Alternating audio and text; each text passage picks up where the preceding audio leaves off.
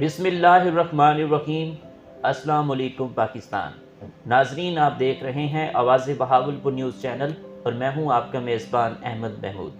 नाजरीन, जैसा कि आप सब जानते हैं कि हम आप लोगों के लिए आज की शख्सियत प्रोग्राम लेकर आया करते हैं। आज मैं high court bar association Multan में मौजूद हूँ। आज मैं आपको जिस शख्सियत का तारुफ़ करवाने जा रहा हूँ, आप किसी तारुफ़ के मोहताज नहीं हैं। डायनामिक पर्सनैलिटी हमारे साथ मौजूद हैं। हमारे साथ मौजूद हैं सैयद अनीस मेहदी साहब, advocate high court, general secretary high court bar association Multan. आप साबिक general secretary district bar association Multan रह चुके हैं। आप साबिक general secretary district bar association Multan रह चुके हैं। आज हम कानून के हवाले से बात करेंगे, सर की प्रोफेशनल लाइफ के हवाले से खसूसी गुफ्तगू करेंगे। तो आइए बात करते हैं, मुलाकात करते हैं। अस्सलाम वालेकुम जनाब। जी बिस्मिल्लाह, वालेकुम सलाम। सर कैसे हैं आप? जी ठीक हैं? अल्हम्दुलिल्लाह फ़र्स्ट क्लास। माशाल्लाह। जनाब, आपने अपनी इब्तदाई तालीम कहाँ से हासिल की? आपका तालीमी सिलसिला कैसा रहा? जी अल्हम्दुलिल्लाह, मेरी बर्थ मुल्तान की है और मैंने अपने मुल्तान में ही सारी तालीम मुकम्मल की। मैंने शुरू में जो है एमसी प्राइमरी स्कूल अलीपुर और उसके बाद जो है मॉडल स्कूल शमसाबाद और फिर गवर्नमेंट कॉलेज मुल्तान और उस पर सिविल लाइन और लॉ के हवाले से जो है मुल्तान लॉ कॉलेज मुल्तान से मैंने ये डिग्री कंप्लीट की जो कि BZU से एफिलेटेड है। ठीक। सर, ये वकील बनने का शौक़ कैसे पैदा हुआ? आपको खुद शौक़ था या वालिद साहब ने कहा कि आपने वकील बनना है? नहीं, मैं आपको बताता चलूँ कि मेरे वालिद इस बार के मेंबर थे, डिस्ट्रिक्ट बार मुल्तान के, माशाल्लाह। और 40 साल से ज़्यादा प्रैक्टिस जो है उन्होंने मुल्तान में की और मुझे मारूसी तौर पर जो है ये वकालत विरसे में आई है। माशाल्लाह। माशाल्लाह, आप सीनियर कानूनदान हैं। एक अच्छे वकील में क्या खसूसियात होनी चाहिए, इस बारे में आप क्या कहेंगे? एक अच्छे वकील की खसूसियात में पंक्चुअलिटी बड़ा अहम मैटर है कि वो कोर्ट टाइम से पहले और कोर्ट टाइम के बाद जो है वो अपनी ड्यूटी का टाइम पूरा करे जी। और उसमें प्रॉपर यूनिफॉर्म में आना और अपने प्रोफेशन के साथ मुखलिस होना और अपने क्लाइंट के हुकूक की तहफ़्फ़ुज़ के लिए मतहर तक कोशा रहना। ठीक। ये अच्छे वकील की खसूसियात में है। एक वकील मुआशरे की इस्लाह के लिए क्या किरदार अदा कर सकता है? मैं जैसे कि आप जानते हैं कि ज़ाहिर है हमारा प्रोफेशन एडवोकेसी है जी। और लॉ ग्रेजुएट सारे दोस्त मिनिमम जो है ग्रेजुएट और उसके बाद लॉ ग्रेजुएट होते हैं। जी। तो उसमें ये तबका जो है माशरे में अहम हैसियत रखता है जिसमें कानून से आशनाई और माशरे में जो है लोगों की रहनुमाई के हवाले से ये एक वाहिद शोबा है जो लोगों के हकूक़ और उसकी कानून के मुताबिक जो पैरवी करना है या उसके हकूक़ का तहफ़्फ़ुज़ करना है वो हमारे अवलीन फ़राइज़ में शामिल होता है। तो हमारी जो लोगों तक पैगाम रसाई होती है वो यही होती है कि आइन और कानून की बालादस्ती होनी चाहिए और उन्हें अदालतों पर पूरा यकीन होना चाहिए कि उनके लिए अदालतों में रसाई जो है फोर्स पे जो हमारी आला अदलिया का जो मिशन है कि उसमें उनको उनके दलीज़ पे इंसाफ फराहमी के लिए जितना भी काम हो रहा है। आपने लाहौर में देखा कि लाहौर में भी काफ़ी सारे, क्योंकि लाहौर बड़ा शहर है तो उसमें मुख्तलिफ अदालतें कायम की गई और इसी तरीके से आप अभी देख लें कि जितनी भी तहसील बार हैं, डिस्ट्रिक्ट बार हैं, वहाँ पे न्यू जुडिशल कम्प्लेक्स और उसमें अदालतों का माहौल बेहतर बनाया गया, लिटिजेंट के लिए शेड बनाए गए। तो ये सारे मामला जो हैं ये लिटिजेंट के लिए।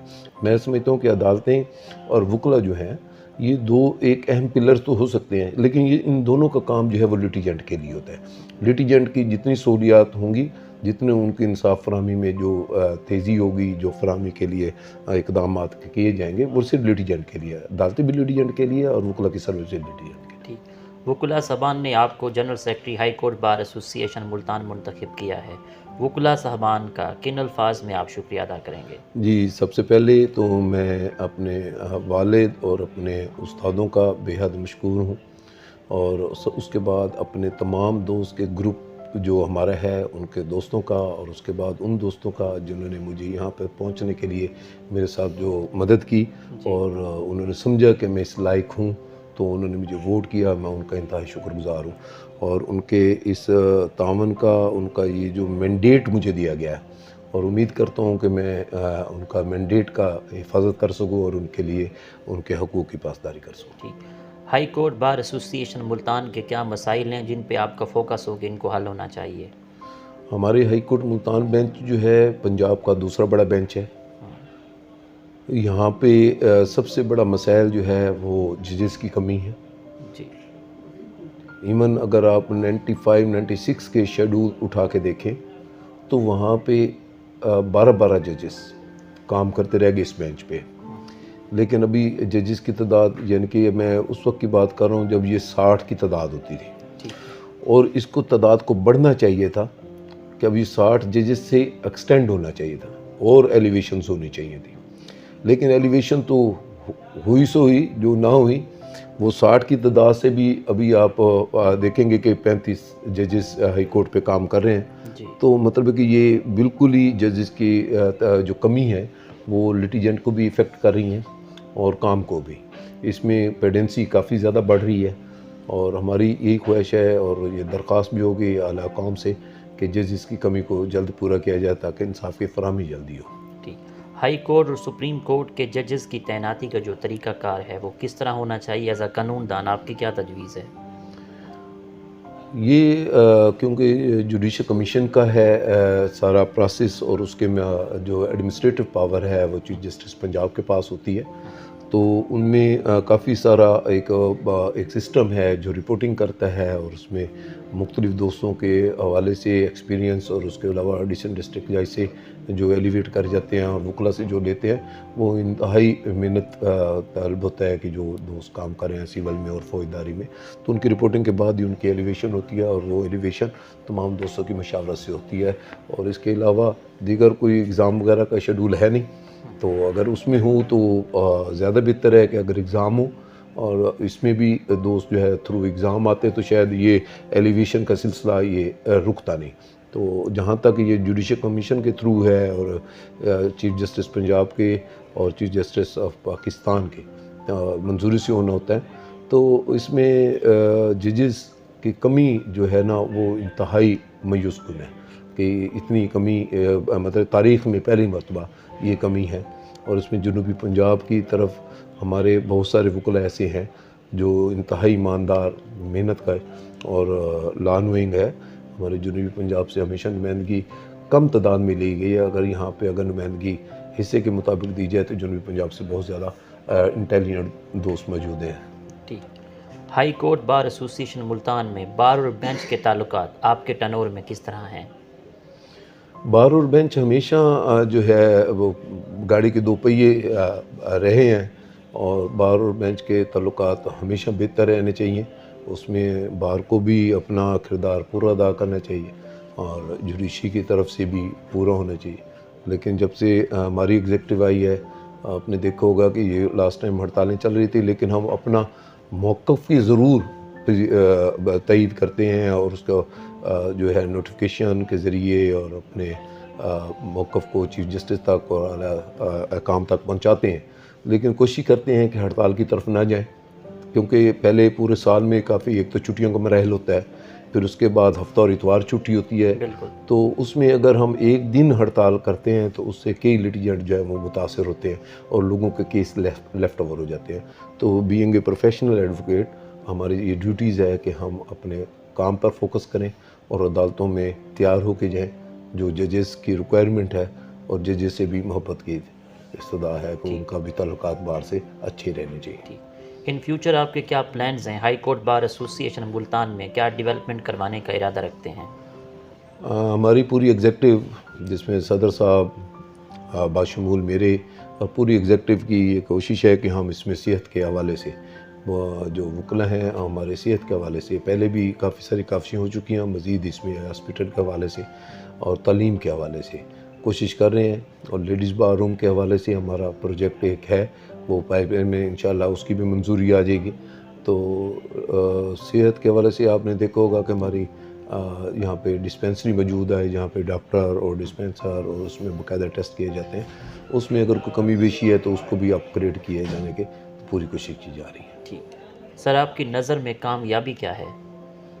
कामयाबी सिर्फ अपने काम पे फोकस रखना, अपने काम को मेहनत से तैयार होके, जब तक आप अपनी मेहनत नहीं करते, केस तैयार नहीं करते, अपना टाइम नहीं देते प्रोफेशन को, तो तब तक तो आप कामयाबी का सोचें नहीं। अगर आप अपने प्रोफेशन के साथ मुखलिस हैं तो अल्लाह पाक खुद ब खुद रास्ते बनाता है और आप कामयाबी की तरफ जाते हैं। ठीक। आपकी इस कामयाबी के सफ़र में दोस्तों का, असातिज़ा का, वालिदैन का कितना साथ रहा? मैं समझता हूँ कि मैं 2010 में भी बतौर ओहदेदार डिस्ट्रिक्ट बार मुल्तान रहा। मैं 17-18 में बतौर general secretary district bar Multan रहा, और आज भी मैं general secretary high court Multan bench में हूँ। और मैं समझता हूँ कि मेरे 2 साल पहला का टेन्योर, 2 दफ़ा जो मैं ओहदेदार रहा, तो मैं समझता हूँ कि किसी हद तक शायद दोस्तों की नज़र में मेरी जो काफशी हैं वो कारआमद है, और उन्होंने फिर मुझ पर इत्मीनान किया और हाई कोर्ट पे बतौर जनरल सेक्रेटरी मुझे मुंतखब किया। मैं उन सब दोस्तों को बेहद मशकूर हूँ। ठीक। पाकिस्तान में यंग वकला के क्या मसाइल हैं जिन पे आपका फोकस हो कि इनको हल होना चाहिए? पाकिस्तान में नौजवान वकला के तो अगर मसाइल गिनने बैठे तो इंतहा के मसाइल हैं। मैं भी इस दौर में एक नौजवान तौर पे यहाँ पे बाहर में आया 2000 में, और उसके बाद जो है नौजवान की जो फैमिलीज़ मेंबर हैं उनकी तवक्कुआत भी काफ़ी होती हैं, दोस्तों की तवक्कुआत काफ़ी होती हैं, लेकिन एक नए वकील को बार में अपनी जगह बनाने के लिए एक टाइम दरकार होता है। तो मैं नौजवान वकला से भी ये रिक्वेस्ट करूँगा कि वो अच्छे चैम्बर्स ज्वाइन करें, प्रैक्टिशनर दोस्तों के पास जाएं और काम में आड़ ना समझें। अगर काम आपके पास है नहीं है तब अपने सीनियर्स के केसेस को देखें। फारग बैठने से बेहतर है कि उनकी मिसलें खुद पढ़ें, उनके में जो जजमेंट्स हैं वो पढ़ें और अदालतों में पेश हों, तब तक कि जब तक आपका काम नहीं होता। और ये हमारा जो लॉ प्रोफेशन है ये पूरी ज़िंदगी ही ये सीखने का है। इसमें कोई भी दोस्त कहे कि मैं कंप्लीट लॉ पे अबूर कर गया हूँ, क्योंकि हमारी लॉ में काफ़ी सारी अमेंडमेंट्स जो हैं टाइम बाय टाइम चेंज होती रहती हैं, तो ये पूरी ज़िंदगी ही एक मराहल सीखने का गुजरता रहता है। लेकिन आपका अगर कोई ऐसा है कि जो आपकी समझ में नहीं आ रहा, नौजवान दोस्तों को चाहिए कि अपने सीनियर से कंसल्ट करें और अपने केस को प्रॉपर ब्रीफ बना के अदालतों में पेश हों और टाइम की पाबंदी करें, तो इंशाल्लाह कामयाबी उनका मुकद्दर होगा। ठीक। हमारी ज़िंदगी में रूल ऑफ लॉ की क्या अहमियत है? अगर तमाम दोस्त रूल ऑफ लॉ के पाबंद हो जाए तो मेरे ख्याल में इससे जो आजकल हमारे माशरे में लाकानूनियत फैली हुई है और इसमें तमाम दोस्त जो हैं लाकानूनियत का शिकार हैं और मुख्तलिफ आपके स्ट्रीट क्राइम आपके सामने हैं, तो लॉ से आगाही ना होने की बुनियाद पे लोगों के जितने राइट्स जो हैं ज़ाया हुए हैं और वो लोग अपनी जायदादों से महरूम हुए हैं, तो वो रूल्स ऑफ लॉ में रहने के लिए उनका एक्नॉलेजमेंट होना बड़ा ज़रूरी है। हमारे माशरे में इसकी आगाही सिस्टम जो हमारे देही इलाके हैं, दूसरे हैं, आप अगर फॉरेन कंट्री में देखें, इवन आपका रेंट जो डीड है वो भी अगर तहरीर हो रही होती है तो उसके लिए भी एक कौंसल को इंगेज किया जाता है ताकि उसके राइट्स को प्रोटेक्ट कर सके। लेकिन यहाँ पे लोग अपने कीमती हकूक़ को पस पर्दा रख के कोशिश करते हैं कि किसी ऐसी जगह चले जाएँ 100-200 रुपये दे के कोई हमें एक क्लर्क लिख के दे दे या जो लॉ नोइंग पर्सन नहीं है वो लिख के दे दे और वो उसी को सफिशेंट समझते हैं, और उसके बाद आप देखते हैं कि वो लोग लिटिगेशन का शिकार होते हैं। उसके बाद उनके प्रॉपर्टी राइट्स जो है वो डिस्टर्ब हो रहे होते हैं और एक लंबी लिटिगेशन उनको फेस करनी पड़ती है। तो इसके मुकाबले में जहाँ पे लोग कानून से आगाही रखते हैं वो फॉर द टाइम बीइंग एक काउंसिल को अपनी फ़ीस पे करते हैं और अपनी राइट्स उससे सिक्योर करवाते हैं। लेकिन हमारे यहाँ पे थोड़ा सा कमी बेशी है, तो उम्मीद करते हैं कि मुख्तलिफ दोस्त अपना किरदार अदा करें। जिस तरह आप दोस्तों ने मीडिया पे मुख्तलिफ हवाले से आगाही प्रोग्राम चलाते हैं, मुख्तलिफ शख्सियात से मुलाकात करते हैं, तो मैं समझता हूँ कि मीडिया को इसमें ज़्यादा रोल अदा करना चाहिए और इसमें कोई मुख्तलिफ चैनल्स होने चाहिए। इसमें हमारे अगर ला साइड पे चले जाएँ तो हमारे आजकल बिल्कुल इस पर लगे हुए हैं कि सोशल मीडिया पे आगाही प्रोग्राम जो है हमारे, अगर आप सोशल मीडिया पे देखेंगे तो हमारे मुख्तलिफ कौंसल जो हैं वो अपना आगाही का प्रोग्राम चला रहे हैं। लेकिन उसमें जो है हमारी अपनी कोशिश तो है, लेकिन इसको रूट लेवल तक भी जाना चाहिए ताकि लोग ये वक्ती तौर पे अपना पैसा बचाने की खातिर वकीलों से रब्ता करने के बजाय एक प्राइवेट लोग से आगाह रब्ता ना करें और अपने हकूक़ को महफूज रखें। ठीक। आपको टूरिज़म का कितना शौक़ है? पाकिस्तान के कौन कौन से शहर अच्छे लगते हैं? आपका पसंदीदा शहर कौन सा है? हाँ, ये आपने बड़ी बात छेड़ दी। मैं कम से कम 15 साल से बाकायदा हर साल टूर पे जाता हूँ। ठीक है। लास्ट टाइम हम तमाम दोस्त गए साइकिलिंग मोटरसाइकिलिंग पे, और बाइकर बतौर हम वहाँ पे कश्मीर में तमाम कश्मीर विज़िट किया हमने। उसके अलावा मतलब 15 साल से हम स्कर्दो हुंज़ा मतलब मुख्तलिफ वादियाँ जो हैं वो हम घूमे। पाकिस्तान के बहुत ज़्यादा हसीन नज़ारे जो हैं, और मैं कहता हूँ कि दोस्तों को जाना चाहिए पाकिस्तान के में खूबसूरत नज़ारे, उससे लुत्फ़अंदोज़ होने चाहिए। अल्लाह पाक ने बहुत खूबसूरत बनाया हमारे मुल्क को, आपके पहाड़, आपके हर तरह के पहाड़। तो ये इस खित्ते की सबसे बड़ी खूबसूरती ये है कि अल्लाह पाक ने ऐसा खित्ता हमें दिया है कि लोगों के पास ज़रख़ेज़ ज़मीन नहीं है, हमारे पास तमाम ज़रख़ेज़ ज़मीन मौजूद है। इवन आप पहाड़ों की चोटियाँ तक देखें तो काश्त हो रही है। तो हमारी हुकूमत से भी इस्तदा है कि जब इतना ज़रख़ेज़ मुल्क हो तो इस तरह काश्तकारों के साथ इस तरह का जुल्म नहीं होना चाहिए। वो मैनेजमेंट जो है वो पहले संभालनी चाहिए। आपने इस दफ़ा देखा गंदम का क्या हाल हुआ, मतलब बारदाना इवन मतलब उनको वो मुयस्सर नहीं, तो एहतसाल हुआ है, उसके बारे में भी हमारी बाहर ने प्रोटेस्ट किया था। तो ये गवर्नमेंट की ज़िम्मेदारी होती है, और किसान हमारी रीढ़ की हड्डी की हैसियत रखते हैं, सारा साल मेहनत करते हैं और 6 महीने बाद एक फ़सल उठाते हैं। तो वो भी अगर उनका ख़र्चा भी पूरा ना हो, तो इसमें अगर गवर्नमेंट ये कह दे कि हमने रिलीफ़ दे दिया है, तो गवर्नमेंट ने किसानों को क्या रिलीफ़ दिया है, ये एक सवालिया निशान है। और आप देख रहे होंगे कि तमाम किसानों ने गंदम बेचने के बजाय जानवरों को डालना मुनासिब समझा, और आज भी लोगों के पास गंदम भारी तादाद में स्टॉक पड़ी है। ये मिसमैनेजमेंट है, इसकी आवाज़ बुलंद होनी चाहिए और किसानों के हकूक़ का तहफ़्फ़ुज़ होना चाहिए। बिल्कुल। आपको खानों में क्या क्या पसंद है? आपकी पसंदीदा डिश कौन सी है? खानों की तादाद क्या है जी, जो मिल जाए खा लिया। कोशिश करते हैं कि मैं ऑयली चीज़ें ना हों, और ख़ास तौर पे बाज़ार में जो गोश्त फ़रोख्त होता है वो नहीं मैं इस्तेमाल करता, और कोशिश करता हूँ कि ज़बिया अपने हाथ को और आपके सामने हलाल शुदा जानवर हो, उसका गोश्त आप खाएँ, ज़रूर खाएँ। अल्लाह की हर नेमत से लुत्फ़अंदोज़ होना चाहिए। ठीक। आखिर में सुनने वालों को, देखने वालों को, वकुला बरादरी को as a general secretary high court bar association Multan आपका क्या पैगाम है? मेरा तमाम दोस्तों से यही पैगाम होगा और मेरी रिक्वेस्ट भी होगी कि अपने हकूक़ के लिए कोशिश करें कि अपने नज़दीक तरीन किसी भी वकील साहब से रब्ता करें। बार एसोसिएशंस आपके डोर स्टेप पे हैं, आप वहाँ पे जाके बाकायदा एक लीगल असिस्टेंस लें, और कोई भी मसले मसाइल में एक वकील की इमदाद बड़ी ज़रूरी है, और अपने हकूक़ का तहफ़्फ़ुज़ रखें।